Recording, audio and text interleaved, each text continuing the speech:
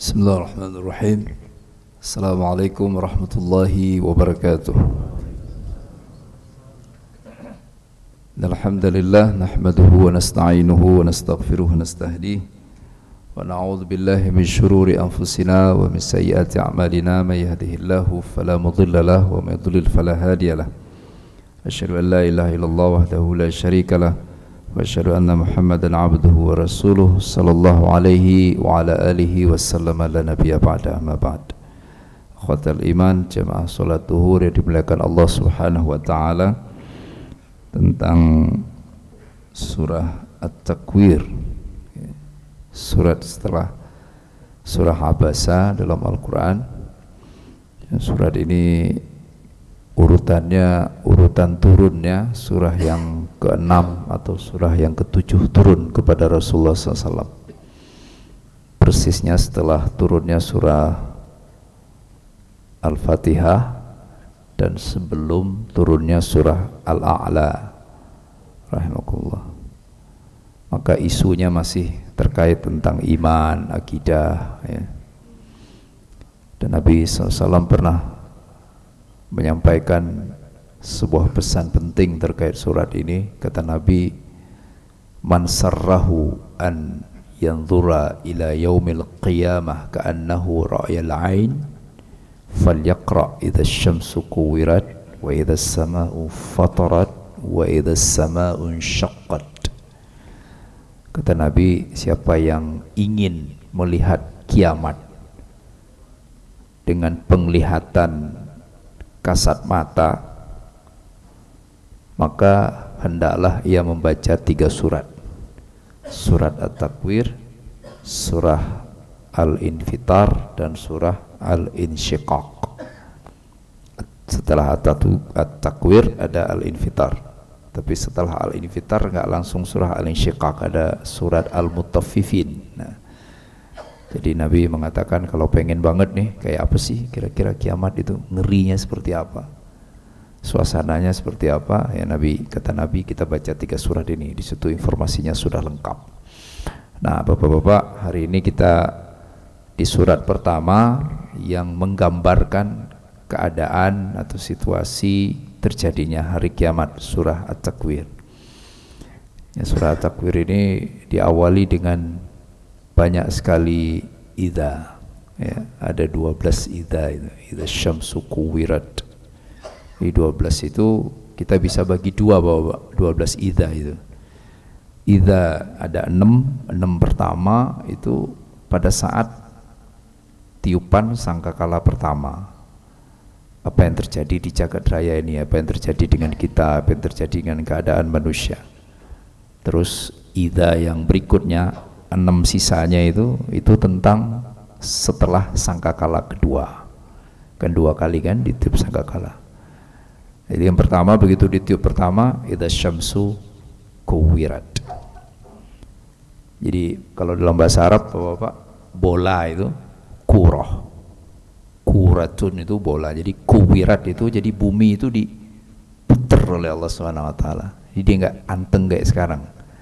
Peredarannya udah nggak sesuai orbit. Idza syamsu kuwirat. Ya nggak kebayang lah sekarang aja yang bumi tetap diem, tapi kadang-kadang tergoncang karena pergeseran lempeng bumi saja, ngerinya luar biasa, kerusakannya luar biasa. Bayangkan jika bumi itu nggak terkendali geraknya. Idza syamsu kuwirat. Nah, ulama tafsir mengatakan kuwirat itu bisa izalah, bisa satru. Jadi bisa Allah langsung hilangkan matahari, asyams kan matahari, bisa juga oleh Allah Subhanahu wa taala asyams itu ditutupi cahayanya. Dan itu dua-duanya mengerikan, idza syamsu kuwirat. Karena faktanya kehidupan ini semua pakar sepakat itu karena kita punya matahari, punya akses terhadap matahari. Bahkan gak jarang begitu sinyal kita terganggu, HP atau sinyal online apapun, biasanya karena terganggunya disebabkan oleh faktor matahari. Idza syamsu kuwirat wa idzan nujumu kadarat. Bintang-bintang itu keder, ingkadar itu maknanya mirip sekali dengan keder. Jadi dia enggak pada posisinya, keluar orbit dan berjatuhan, berantakan, bertuburkan dengan bintang-bintang lainnya. Wa idzan nujumu kadarat wa idzal jibalu suyirat, ketika gunung-gunung berjalan. Kalau mobil kan bahasa Arabnya sayyarah, suyirat. Jadi di muka bumi ini Pak, kalau kita baca Quran, apa yang paling kuat, yang nggak pernah bergeser? Jawabannya gunung. Maka dalam Quran itu gunung itu sering digambarkan autad. Autad itu pasak. Dan ilmuwan mengatakan benar. Jadi kalau misalnya ada gunung tingginya 2000 meter ke atas, maka dia punya akar yang jaraknya juga 2000 meter ke dalam. Dulu orang nggak tahu ilmu itu, tapi sekarang ternyata di riset dan Allah maha benar. Autad, gunung itu pasak. Maka bencana alam sehebat apapun kita belum pernah dengar gunung bergeser. Di hari kiamat bukan lagi bergeser, wa idzal jibalu suyirat. Gunung itu berjalan, Pak. Maka nggak kebayang kita kayak apa, rumah kita seperti apa dan sebagainya. Wa idzal jibalu suyirat wa idzal apa lagi lanjutannya? Aisyaru utilat. Aisyar itu unta-unta bunting. Unta yang sedang hamil maksudnya. Jadi ya samalah, setiap masa, setiap zaman pasti ada jenis harta yang paling diinginkan. Ya, kalau kayak di kehidupan kapitalis biasanya mereka kan saham dan sebagainya. Kalau dulu mereka unta. Unta yang bagaimana? Unta yang sedang hamil, ditunggu anaknya karena memang harganya cukup lumayan. Sampai sekarang juga unta harganya cukup mahal. Jadi ketika ditiup sangkakala pertama, orang nggak peduli lagi dengan unsur harta terbaik pada zamannya. Nah, kita nggak tahu kelak ketika kiamat itu terjadi apa unsur harta terbaik yang kita miliki. Tapi pastinya kita akan melupakan itu. Wa idzal aisyaru utilat. Dibiarin rahimakumullah. Wa idzal wuhush husyirat. Wa idzal biharu sujirat. Bihar itu lautan. Ya, jadi lautan-lautan meluap airnya, hilang. Ulama tafsir mengatakan hilang batas, mana sungai, mana daratan, mana lautan. Jadi di darat ada banyak air, ada bagian laut yang mengering karena airnya bertumpahan kemana-mana saking besarnya goncangan yang diterima oleh bumi. Nah, berikutnya rahimakumullah baru kita masuk ke bagian yang kedua. Ya, setelah itu kan musnah semua, termasuk manusia, kehidupan nggak ada lagi. Allah perintahkan dan kemudian Allah cabut nyawa malaikat yang peniup sangkakala pertama itu, kemudian ia pula yang dihidupkan pertama oleh Allah untuk meniup sangkakala yang kedua. Ditiuplah sangkakala yang kedua dan mulailah proses berikutnya dari kehidupan ini. Hari kiamatnya mulai start rahimakumullah. Itu dia tandai dengan wa idzal mau'udatu su'ilat bi ayyi dzambin qutilat. Jadi pertanggungjawaban. Dulu kan ada, tidak semua suku Arab, suku Quraisy termasuk suku yang tidak mengenal adat bunuh anak perempuan hidup-hidup. Sukunya Nabi itu nggak ada adat itu, Pak. Tapi suku di luar Quraisy. Pertanyaannya, kenapa Allah jadikan tradisi buruk ini sebagai ciri, sebagai sesuatu yang akan diungkap kelak di hari kiamat? Wa idzal mau'udatu su'ilat, bahwa anak-anak yang dibunuh hidup-hidup itu, bayi-bayi itu kelak mereka akan mempertanyakan kenapa ia dizolimi, kenapa ia dibunuh di masa kecilnya. Maka ulama tafsir mengatakan bahwa jika ada kemungkaran kita tidak melakukan tapi mendiamkan dan kita tahu persis serta berwewenang untuk menghentikan, kita dianggap terlibat secara penuh. Nauzubillah misalnya kayak kita di rumah aja lah, Pak, istri kita nggak sholat, kitanya luar biasa 5 waktu di masjid, kita nggak selamat, Pak, di akhirat. Kecuali kita nggak tahu. Saya misalnya dipanggil ustadz, anak saya nggak sholat, saya diam aja, selesai saya, Pak, di akhirat. Karena dalam Islam kalau memang kita tahu ada sesuatu nggak benar, kita tahu persis dan kita punya kemampuan, maka kita harus berkontribusi untuk menghentikan kemungkaran itu. Wa idzal mau'udatu su'ilat bi ayyi dzambin qutilat. Jadi kenapa bagaimana ulama bisa menyimpulkan seperti itu? Karena yang diungkap kisah bayi kecil itu kan kecil sekali, Pak, kalau baca sejarahnya. Jadi ibu-ibu itu pas mau melahirkan dirancang di dipan gitu, itu di depan-dipannya itu digali Pak, langsung gali tanah. Jadi kalau begitu lahir bayinya perempuan langsung dikebumikan. Jadi alasan mereka tuh kenapa secepat itu, biar si bayi tangisannya itu nggak bikin ibunya sedih. Terus yang kedua, dia kan belum merasakan nikmatnya hidup, jadi nggak masalah dikuburin hidup-hidup. Nah yang begitu aja tindakan terhadap bayi, kelak si bayi akan mendapatkan hak untuk menuntut orang yang menzoliminya, apalagi hal-hal yang lainnya. Rahimakumullah. Wa idzal mau'udatu su'ilat bi ayyi dhanbin qutilat wa idzas suhufu nusyirat, dibagilah kemudian laporan amal kita. Wa idzas sama'u kushitat, ya, langit dihilangkan oleh Allah Subhanahu wa taala. Ya, dan ini begini Pak, maksudnya gini. Kan kita cenderung sebagian orang itu berpikir Allah itu masih dalam semesta ini. Padahal semesta ciptaan Allah. Jadi yang dikatakan langit itu Pak, langit itu ciptaan. Jadi yang kita lihat itu sampai mentok, pokoknya sampai mentok ya langit ada. Dan ilmuwan membuktikan itu, proof itu. Mereka sudah menghitung dan volume jagat raya ini terus membesar. Bapak-bapak kalau punya teman-teman yang dosen ITB gitu, biasanya mereka bisa jelaskan itu.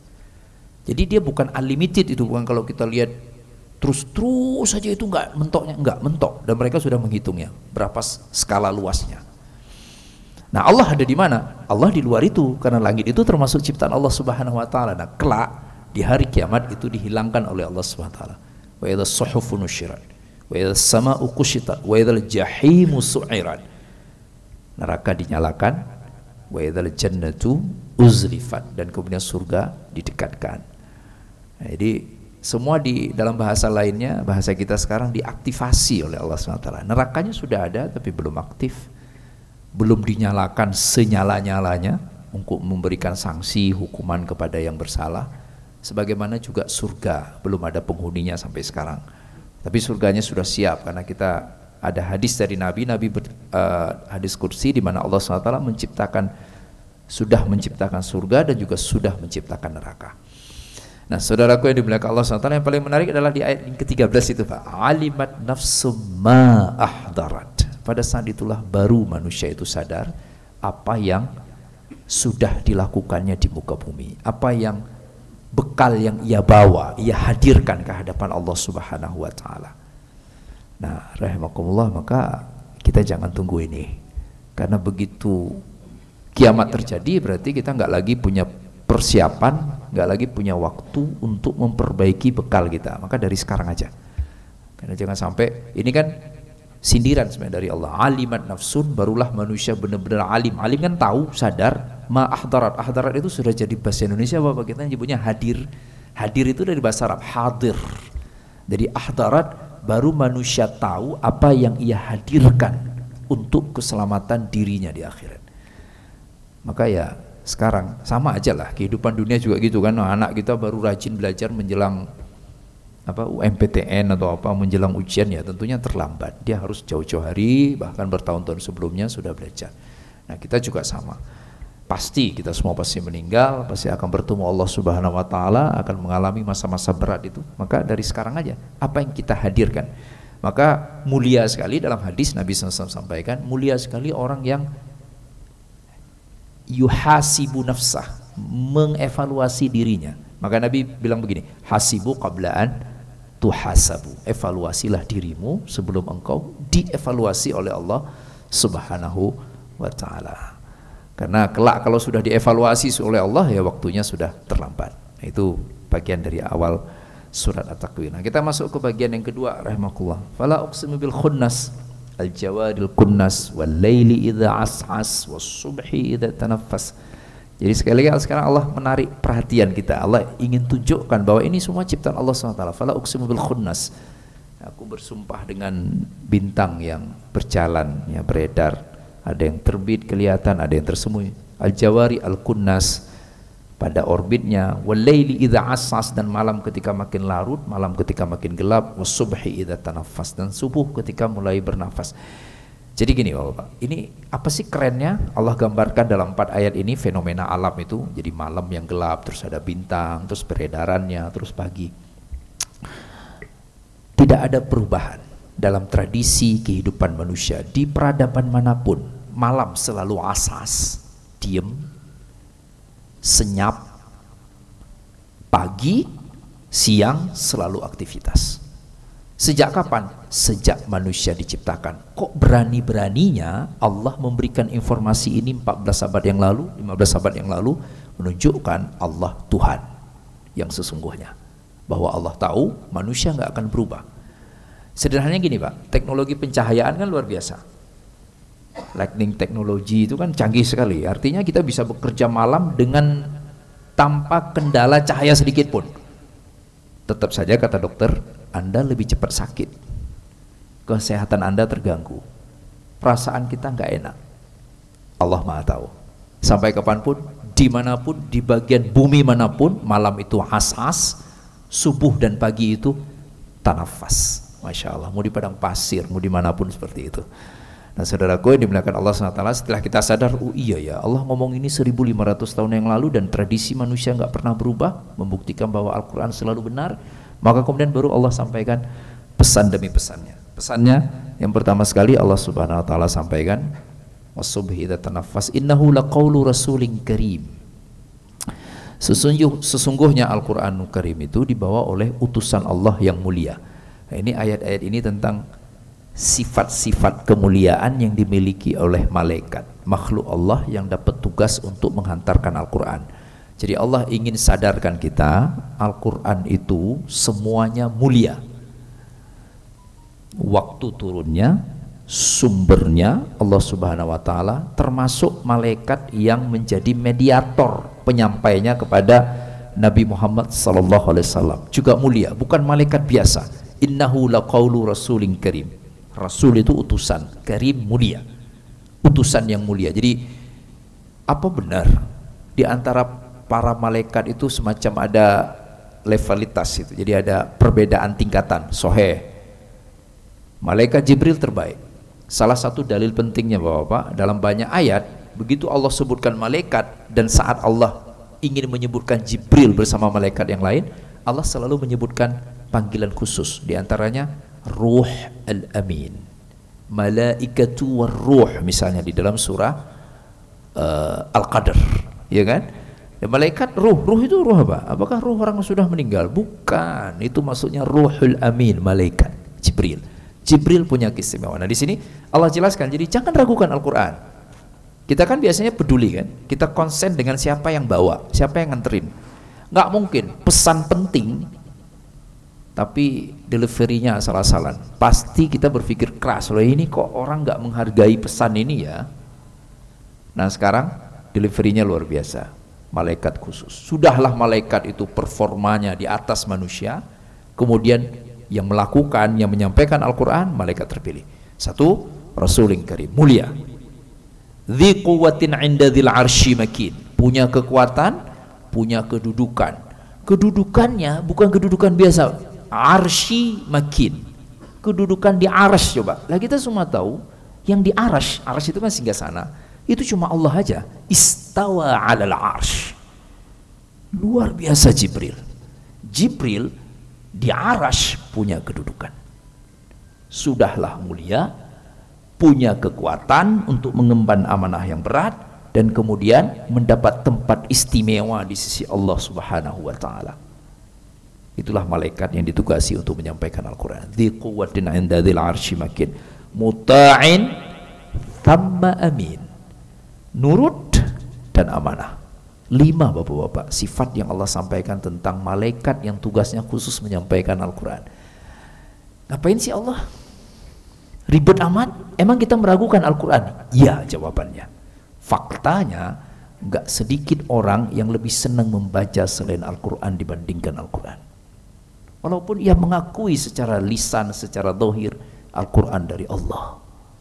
Cobalah Pak, kita misalnya ada yang nganterin paket, yang nganterin langsung, nggak pakai jasa pengiriman, langsung wakil yang bersangkutan, orang penting yang nganternya aja orang penting, disambut, diterima, dijaga, dirawat, dibaca, diperhatikan, dan dilaksanakan. Sekarang yang nganterinnya Jibril, Masya Allah, nggak main-main pentingnya. Langsung punya kedudukan istimewa di sisi Allah Subhanahu wa taala. Maka Bapak-bapak, keterlaluan, ya kan? Kalau ada orang berani-beraninya menyepelekan Al-Quran, sangat keterlaluan. Dzi quwwatin 'inda dzil 'arsy makin muta'in thamma amin. Baru kemudian Allah lanjutkan. Setelah Jibrilnya, kemudian Allah ceritakan siapa yang menerimanya, Muhammad sallallahu alaihi wasallam. Mereka menduduh Muhammad gila. Itu fakta, Bapak. Lucu sekali memang. Oh, Muhammad bersama mereka dari bayi kan Nabi clear, orang asli Mekah. Kakeknya Abdul Muttalib, kalau bahasa kita sekarang kuncennya Ka'bah, ya kan? Yang megang kunci Ka'bah, yang jaga Ka'bah, yang urus Ka'bah. Penduduk asli, sangat asli, nggak diragukan. Kok bisa begitu masuk usia 41 tahun langsung tertuduh mengidap penyakit kejiwaan, yaitu gila? Kan aneh. Padahal dia nggak gila. Makanya Allah turunkan ayat bunyinya wa ma sahibukum bimajnun. Wahai orang Quraisy, temenmu itu nggak gila. Sohib kan teman, Pak. Sudah di bahasa Indonesia kan kita ngomongnya sahib atau sahabat. Lah masa kita nggak tahu, nggak kenal baik sahabat kita, 40 tahun kita bersama dia, tahu rumahnya, tahu keluarganya, orang tuanya, tempat tinggalnya, mainnya, semuanya. Tiba-tiba begitu si temen itu baca ayat dan dia mengatakan ayat itu dari Tuhan, lu gila ya? Kan nggak mungkin, Pak. Kita tahu persis. Justru kadang-kadang orang lain nuduh teman kita, kita bilang, Pak, oh enggak, saya tahu ini teman saya nih, saya 40 tahun temenan sama beliau, beliau itu nggak begitu, ya kan? Kita sering, nggak jarang kita bela teman kita karena kita tahu persis. Aneh dengan orang Quraisy, dengan orang musyrik Mekah, kok tiba-tiba gara-gara Nabi menyampaikan ayat dari Allah langsung tertuduh gila. Padahal Nabi ngomongnya normal, makannya normal, jalannya normal. Orang gila kan ada ciri-cirinya. Wa ma sahibukum bimajnun wa ma huwa 'alal ghaibi bidanin. Nabi juga tidak pelit terhadap hal-hal yang gaib. Ya, Nabi ceritakan kan, aku benar melihat Jibril, aku ketemu Jibril. Ini mereka tiba-tiba nuduh Nabi gila. Harusnya kan namanya teman gimana sih? Harusnya diajak dulu ngobrol. Emang benar Anda itu ngelihat Jibril? Kayak apa sih bentuknya? Uniknya gini, Pak. Orang Mekah itu kan waktu Nabi diutus itu persis 20 abad setelah Nabi Ibrahim alaihissalam. Maknanya apa? Penduduk Mekah notabene keturunan Ibrahim kan? Iya, penganut agama Hanif. Artinya mereka secara turun-temurun mengenal cerita tentang Jibril. Dan mereka meyakini itu. Jibril ada, Tuhan ada, Allah ada. Buktinya mereka rawat Ka'bah. Mereka takut kalau nggak dirawat rumah Allah nanti mereka dapat petakanya. Tapi anehnya begitu Muhammad SAW menyampaikan risalah dari Allah, surat Al-Alaq, 5 ayat pertama surah Al-Alaq, surah Al-Fatihah, sampai kemudian ke surat ini, mereka malah menuduh Nabi itu gila. Naudzubillahi min dzalik. Jadi kan asal nuduh, warahmatullah, ya, gara-gara Nabi menyampaikan sesuatu yang nggak sanggup mereka jangkau dengan pikiran mereka. Wa ma sahibukum bimajnun wa ma huwa 'alal ghaibi bidanin wa ma huwa biqauli syaitanir rajim. Dan enggak benar kalau Al-Qur'an itu dituduhkan sebagai perkataan setan. Karena apa? Karena setan menyesatkan. Dan silahkan Bapak-bapak, silahkan kita main kemana aja, ketemu di muka bumi ini dengan orang keyakinan apapun, enggak ada yang tiba-tiba mereka merasa setan itu baik. Nggak ada, Pak.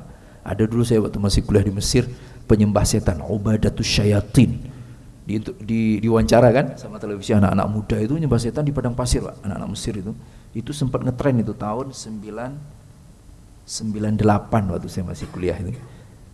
Kan ditangkapin sama polisinya kan, itu diinterogasi, Pak, diwawancara. Mereka bilang apa? Kami tahu ini nggak benar katanya, tapi kami bosan nyembah Tuhan yang di langit katanya.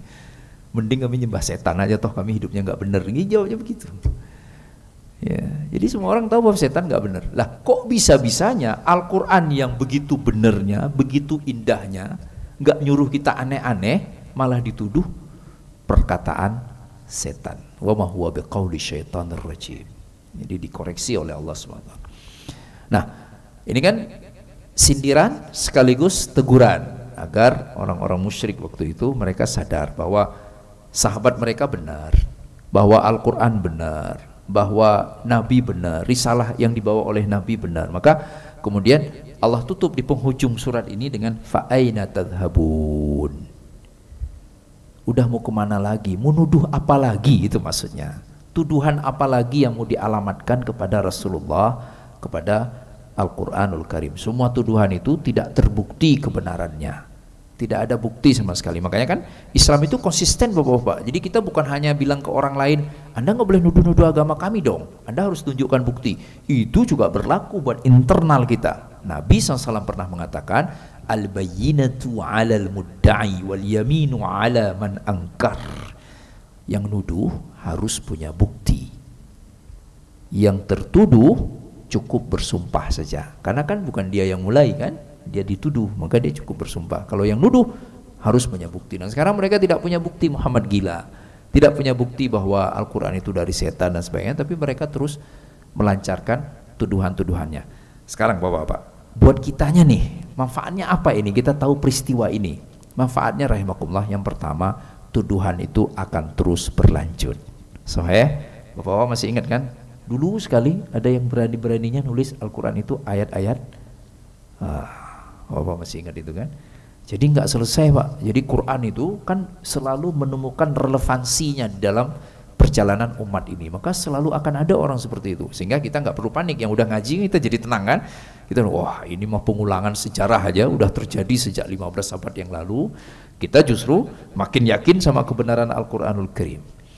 Ya, makin yakin dengan Nabi Muhammad SAW. Kalau Muhammad, coba Bapak-bapak, apa mungkin orang bertahan dalam kepura-puraan selama 40 tahun? Nggak mungkin Bapak-bapak. Lah Muhammad benernya itu 40 tahun. Dari hari pertama lahir langsung menyenangkan, bahagia semua. Begitu bayi Muhammad kecil itu dibawa ke pelataran Ka'bah, semua bahagia.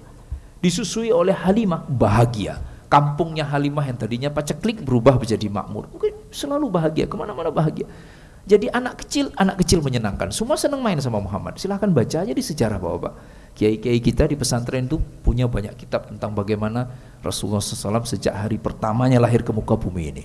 Kan aneh, sampai usia 40 tahun diulu-ulukan, dicintai, dikagumi, ditokohkan. Kok tiba-tiba begitu menyampaikan ayat Al-Quran langsung dibenci? Itu yang Allah ingin ingatkan kepada orang-orang musyrik Mekah itu. Aneh kalian, kok bisa? Apa salahnya Muhammad? Kalau memang pura-pura, nggak ada orang bertahan dalam kepura-puraan 40 tahun. Oh pura-pura baik, paling 2 tahun, 5 tahun, 10 tahun aja udah nggak kuat orang pura-pura baik. Rahimakumullah. Keluar aslinya. Nabi, Masya Allah, aslinya memang baik. Dan mereka senang dulu bersama Nabi Sallallahu Alaihi Wasallam. Makanya kemudian di penghujung surat itu fa aina tadhhabun. Ya udah mau kemana lagi? Jadi mau nuduh apa? Mau ngapain? Gak ada jalan keluar. Fa aina tadhhabun. In huwa illa dzikrun lil alamin. Gak ada lain, Al-Quran itu justru hanyalah peringatan dari Allah Subhanahu wa taala untuk seluruh alam. In huwa illa dzikrun lil alamin. Liman syaa'a minkum an yastaqim. Bagi siapapun yang ingin istiqamah. Wa ma tasyauna illa an yasha Allah rabbul alamin. Dan tidaklah engkau berkehendak kecuali jika Allah Subhanahu wa taala berkehendak. Nah, di penutup Bapak-bapak kita bahas sedikit. Kenapa Allah mengaitkan dengan kehendak? Wa ma liman syaa'a minkum an yastaqim.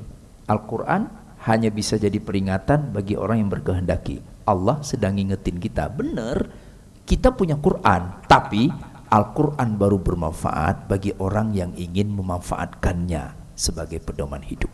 Sahih.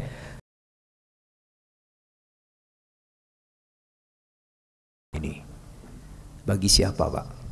Yang mencicipi kan? Bagi yang ngelihat doang, dia nggak bisa menjelaskan nikmatnya. Lihat doang, apalagi cuma dengar cerita. Tapi makanan itu dimakan, barulah lezat. Quran juga begitu. Iya, Quran petunjuk, Quran hidayah, Quran baik, Quran membaguskan hidup kita, mengindahkan muamalah kita, memperbaiki akhlak kita. Bagi siapa? Bagi yang ingin berpedoman kepada Al-Quran. Jadi Al-Qurannya tersedia, ada di rak-rak buku, ada di mana-mana, ada di HP kita, tapi sekarang terpulang kepada kita. Namun kemudian jadi unik, menarik sekali Al-Quran. Setelah itu Allah malah mengatakan wa ma tasyaun illa yasha. Oke, sekarang engkau punya kehendak, punya keinginan untuk bersama Al-Quran, tapi tetap jangan lupa keinginanmu belum tentu terjadi kecuali jika dikehendaki oleh Allah Subhanahu wa taala. Itulah kenapa ulama kita Bapak ngingetin jangan lupa kalau pagi dan petang kita berdoa sebagaimana doanya Nabi, Allahumma a'inni ala dzikrika wa syukrika wa husni ibadatik. Ya Allah, tolonglah aku ya Allah.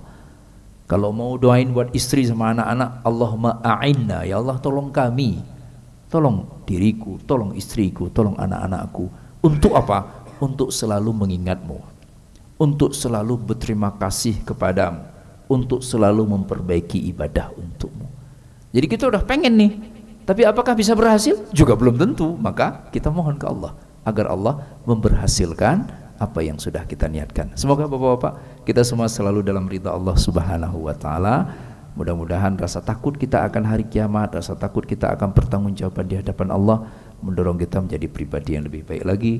Bahagia kita dalam kehidupan pribadi kita, bahagia sebagai suami, sebagai ayah, sebagai anggota masyarakat, sebagai bagian dari bangsa yang tercinta ini. Demikian kita tutup dengan kafaratul majlis. Subhanakallahumma bihamdika asyhadu an la ilaha illa anta astaghfiruka wa atubu ilaik. Billahi taufiq wal hidayah. Wassalamualaikum warahmatullahi wabarakatuh.